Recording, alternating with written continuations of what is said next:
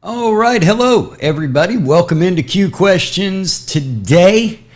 And I'm going to start it off as I always do, or I try to, with a lesson. And one of the things that we're going to talk about today are backups and understanding how the backup feature in OnQ works. How do you really use it and what's it do for you? Go ahead and do a share screen here for you guys and get this thing set up and running. What we're talking about is right up in the tools section. Up in the tools section, we have the backup and restore database. Backup and restore database area right here. And I want to show you exactly what this will do.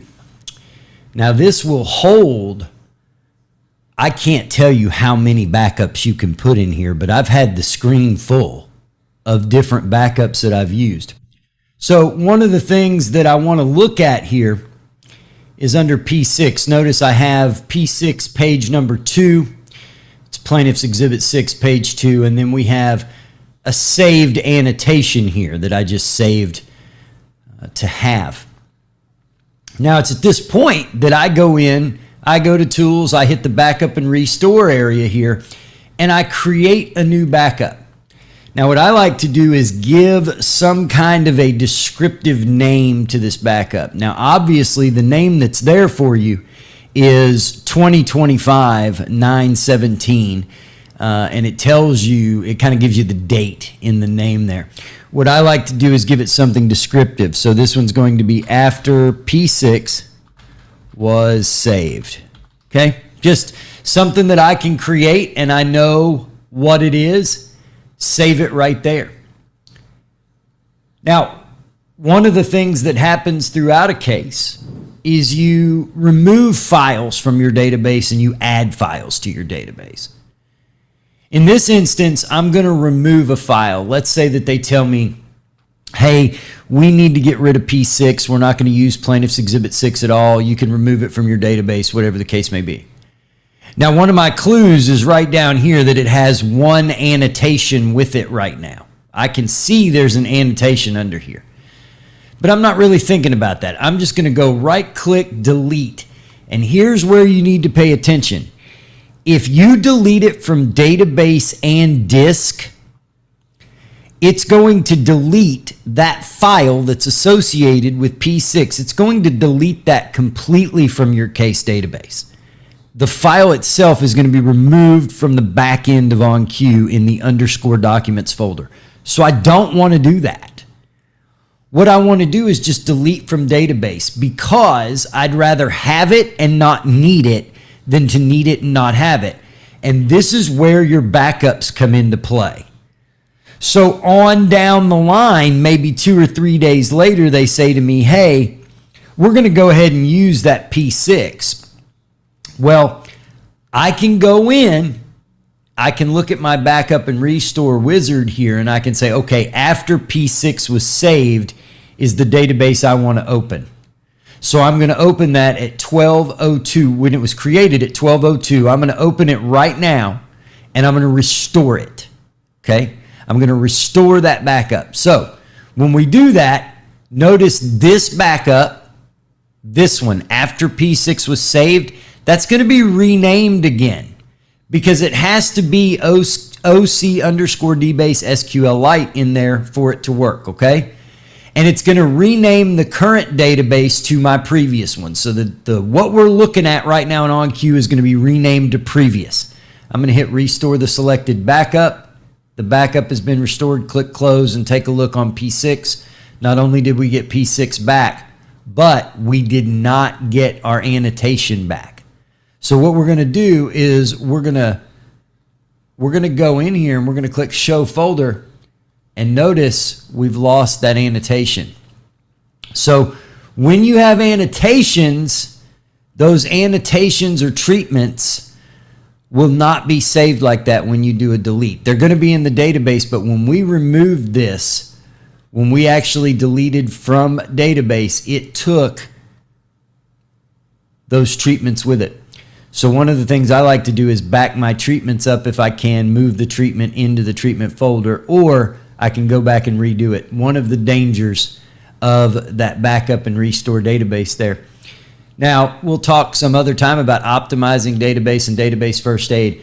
Those are the backups that you can use. Another thing, don't confuse the backup wizard there. Don't confuse that with taking your case and moving the folder from one case to another. Or from one computer to another. We all know how to do that. You take the case folder itself, move it, and you're good to go. So I'm going to open up now for questions. Stop the share. Good to see everybody here today. Thank you all for coming in. We're also streaming live over on YouTube. Want to open it up now for any questions that we might have. That's why we call it Q Questions. You're allowed to ask anything you want to ask. And if I have an answer, I'll give it to you. And if I don't know, I'm going to tell you I don't know. And I'm going to find out the answer for you. So with that said, I know a lot of you guys wait. You wait for other people to ask their questions or whatever. Don't wait. Go ahead and queue up. And that way we know that somebody's here and I don't feel like I'm begging for questions. So Tim, how are you, my friend? Hey, good. So just a quick follow-up on what you just did. If I do a whole bunch of, I delete or I create a backup, work on the case, add additional stuff. When I go back to restore that backup, do I lose what I've added? Did you make the backup after you added it? Oh, right. Do you lose what you've added? Yes, right. because you're having to go back in time. So you're going to have to redo some things from that. But the good thing about that is I would go in and I would say, okay, all my designations, because I know that's what's on your mind, all those designations, I would go in and export those designations to an OnQ XML file, which you can just back those up. You can take any documents that you've got in there that you've added since, know where those documents are, and just get ready to repopulate those in again. Anything since that backup, because of course the backup had no other way of being able to know. Exactly. Right? So here's my real question. So I love the fact that you can add multiple monitors, name them, and then turn them off. Say you needed to show something to the judge, you can turn off all your monitors. How many? I got up to 5. How many can you add? I'm not going to use anybody's name, but I know a guy on LinkedIn that I'm going to say that he has 8 that I've seen. I've hooked up 6 myself. I've hooked up 6 myself. That's great. So we're so close to not having to carry around extra equipment. Have you ever thought about adding a input feature where I can hook like a document cam, add a document cam to say a B card into a USB port? Well, if you want to learn something really cool, take Yep. like something like I that. got that exact one. Okay. So, of course, that's probably not going to recognize as a monitor coming out and OnQ. But I will tell you that the way to get more monitors, I've got something that if you can, realize you're going out, you're not going in, right? Because we're talking about monitors right now. We're talking about the external presentation. So you're not going in to the computer, you're going out. So getting that document camera as a monitor for OnQ, I don't know how you would do that. No, I'm not talking about that. I'm talking about adding a document cam to work through the monitors we have hooked through OnQ. That's what I'm trying to do. I don't know. I don't know the answer to that. I've never been faced with that situation, so I've never really tried it. So I couldn't answer that. Maybe somebody else in here can, and feel free to unmute, speak up. I don't need to call on you. I don't know, like the input. I do want to go back to say, to getting more monitors, sometimes you can use something like this. This is made by Pluggable, and it's USB-C. And with USB-C now carrying monitor signal, with all these USB-C monitors and stuff, you've got a plethora of options now to add so many more monitors to a laptop. Because if you have 5 of those ports, you could take 4 of those USB-C monitors. Some of them even carry power, so you don't even have to power them in. They're carrying power across from the computer to the monitor. You would have those listed up in there. I wish I knew the answer to your question, Tim, about being able to do that. I'm sure there's a way. There's got to be a way, because you've got all kinds of connectors and things. I just don't know that it would run through OnCue, right? Because the only thing that OnCue is reading right there is it's reading your display settings from Windows. So if Windows recognizes whatever you're doing and recognizes it as a monitor, then OnCue would as well, or it recognizes it as some kind of an input. But that's what I'm trying to get, is trying to use the monitors that OnCue has, the ability to turn them on and off, but then just have my document cam through those monitors, and they can't get through. Okay. Yeah, I don't know that there's a way. I don't know that there's a way, but you know what? It's worth exploring. It's certainly worth exploring. It would be great to get rid of switchers and 8x8s, and just be able to have a laptop. I've always said that's a young person's game anyway, right? Pulling all that equipment, pulling all that cable, that's a young person's game. And you get to a point, it's like, man, I've carried stuff in and out of so many courthouses, and in the hot and in the cold and in all that. What's going on, Lewis? How are you doing today, buddy? Good.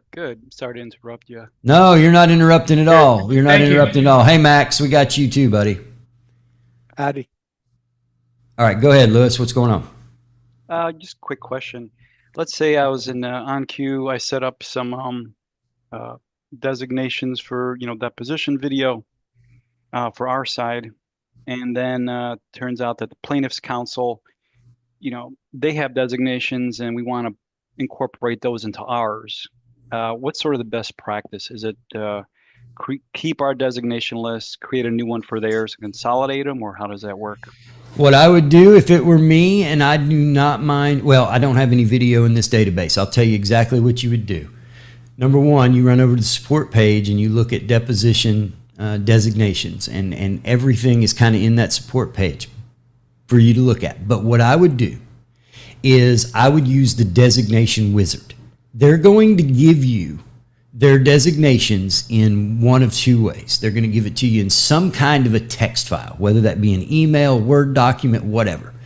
Or they're going to give it to you in another format that they may have them already exported to, OnCue, and it may be an XML file already for OnCue that they export to you. Who knows? But you're going to get those page and line numbers.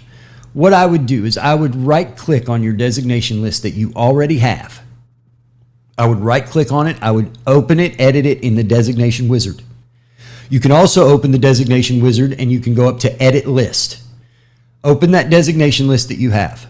Now you've already got in there, your designations are already in there, and they're blue, I bet. And they're whatever you named them. R designations is the default. Whatever you name them, if you named them my designation.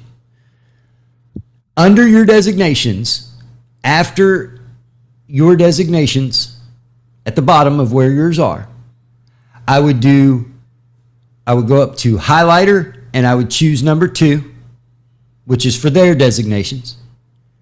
And under that, I would dump in whatever they've given you.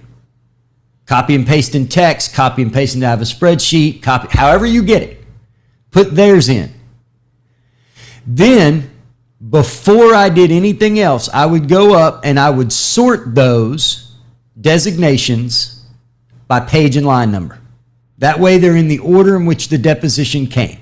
Now, all that, of course, is dependent upon crazy rulings of judges and things like that. This is pretty standard for us right now. So I would take that list, sort it. Once you've sorted it, I would then take and save them. Then go back over to OnCue, into your designation, into your create and edit designations window, and I would then go in and tune them. The other way you could do it, if you're more comfortable, is what you just said. create a new list for theirs. Then after you get theirs done, however you choose to do them, after you're done, then you could take and you could select all of those, copy, and paste them into the current designation list that you already have that belongs to you. And then once again, I would right click, go down to the bottom and sort by page and line number. Get those right. That's the way I would do it. If anybody else here has a better way, I'm certainly open to listen. But you've got that designation wizard, and this is exactly what that designation wizard is for. So it all depends on how you ingest them. It all depends on how you receive them and how you ingest them into your machine. But that's probably the easiest way to go, in my opinion. There may be better ways out there. Got it. Thank you so much. All right, Max. Back to Tim's questions about using a document camera et al. Through OnQ. Obviously, OnQ doesn't really have a function in the software that allows for a live feed into the presentation. However, if you want to put it on a list of features for the future, think of all the times that you've had to bring a Zoom witness into the courtroom, etc. And if you could have OnQ be able to access a live feed or other input source coming into the computer and put it into the presentation, you would be so completely smoking the competition that even though you're already smoking them, they're really going to just go hide. So that's my comment is I don't think you can do it, but boy, I wish you had that as a feature. I tell you what, I agree with you. I wish there were a lot of things that we could certainly do there. Hey, Ron, I mean, yes, sir. I was listening on the YouTube and I caught the end of Tim's question. He's trying to get the Elmo into OnQ and be able to present that out and like black it out. Is that correct? Well, I think what close. Yeah, that's close. Have you tried maybe bringing the Elmo into your laptop using like a cam link, like the Elego cam link? Yeah, we showed the cam link earlier. We were talking about doing that. Yeah, I started off with that, and it actually comes with a software program I found that runs the Elmo. You know, it runs great on local monitors. I just can't. I want to get it through the five. I got 5 monitors running through OnQ to get it through those monitors because I have times where they say turn off the witness monitor, turn off this monitor, turn on this monitor. And it's so great to have OnQ be able to do that in a heartbeat. And I just thought it would be great if I could have the Elmo hooked into that system too. I'd get rid of my switcher and my 8x8 and just get lighter. Get my package lighter. I have to lug stuff. I can't afford to pay people. Sorry. Yeah, I think there should be a way to do that, to have that source be like through an extra monitor that you'd be able to then put that monitor into OnQ. Yeah, the question, Joe, is how do we, or Jim and Joe, it's Jay Lopez joining us today. The question is how, I mean, we don't have to debate it here and take up a lot of time, but I don't know. I just don't know how it becomes a source of going out. I do want to touch on Louis real quick. While they were talking, I sent out a message and said, hey, this live feed thing, and what I got back is that the live feed thing is probably doable, and it's something we're going to look into because that was a great idea.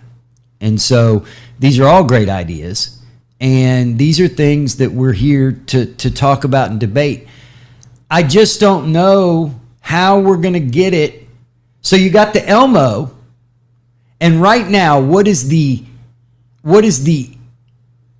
output source of an Elmo, right? The output source of an Elmo is going to be HDMI or USB, I'm guessing, right? Yes. And that's going to feed into, right now, it feeds into our switcher, which is going to determine which computer is being used. Yes. So if we consider the Elmo as a computer, Yep. whatever, Or a webcam or something not as complicated signal, just to, this is a wonderful discussion, and we could I seriously, know. we could seriously get into the weeds on this.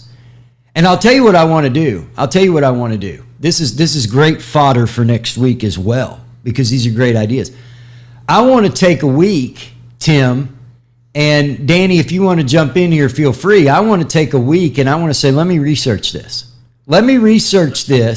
And next week's topic is going to be, how do we do this? Can it be done? Huh. And I'd like to, because do what? Sorry, Rob.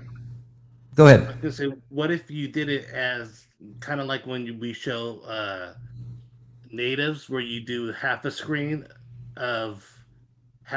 would be in the OBS window. But that's still not Where you accomplishing have his to- goal. That's still not accomplishing his goal. And I'll get to you in just a moment, Delia. I see you over there. That would not accomplish his goal, though, of having it as one of the monitors in OnCue that he could switch on and off. So he wants to matrix that thing, but have it all running through here so he can get rid of his Kramer or whatever and not have to have an 8x.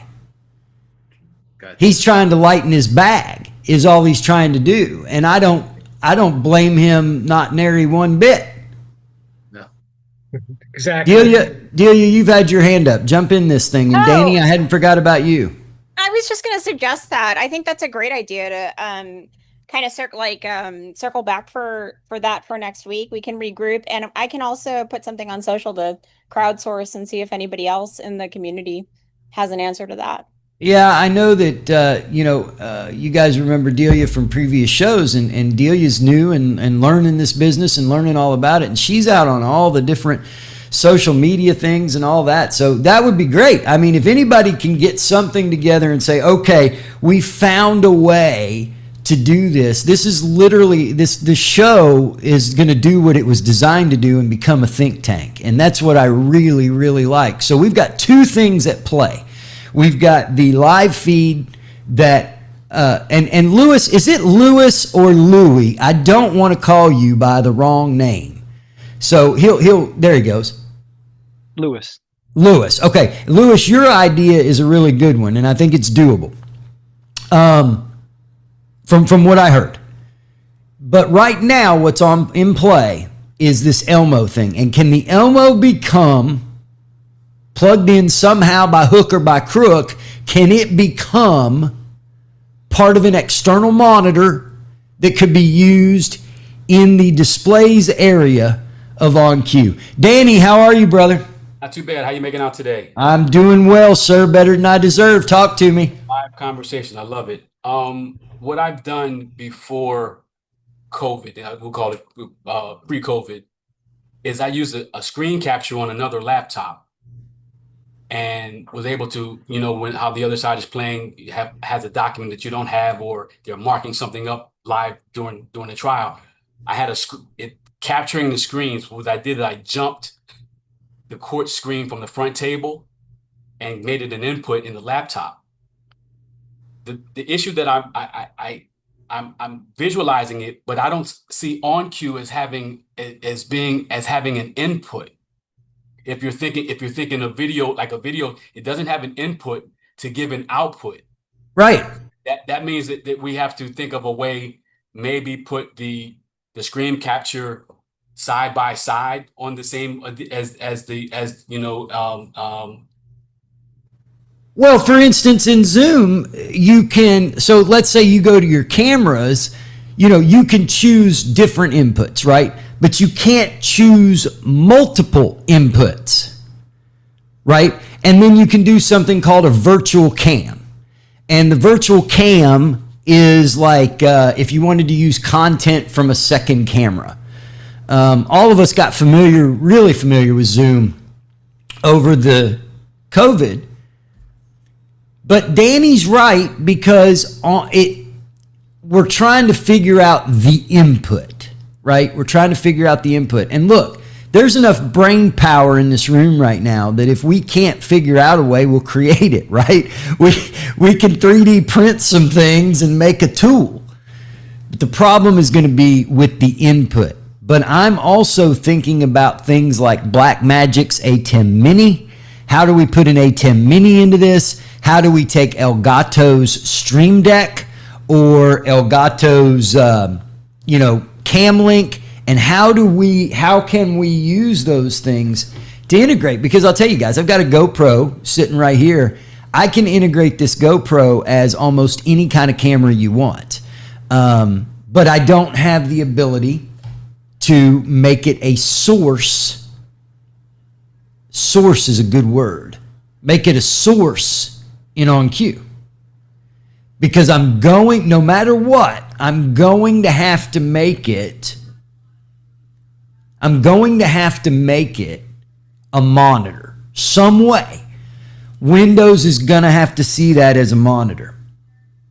Now, I'll tell you, I'm going to research it because I'm speaking clearly from, this is off the top of my head. Don't anybody go say, well, Rob said it won't work. No, I'm saying I don't know. And this is something to go look at. We're going to have to prove the theory or not inside of this, because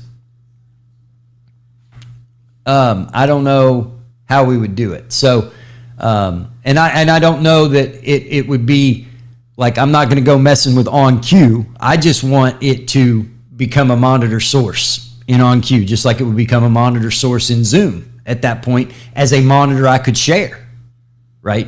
That's all I want to do. This isn't any back end stuff that we're looking at on this end. This is just, That's wonderful. Thank you so much. I think I'm in court next week if I miss the show. Well, it'll be recorded and hopefully up on YouTube, unless there's some technical glitch. I don't know how to make it a monitor. And once again, this has nothing to do with OnCue. This is going to be hardware in the back end.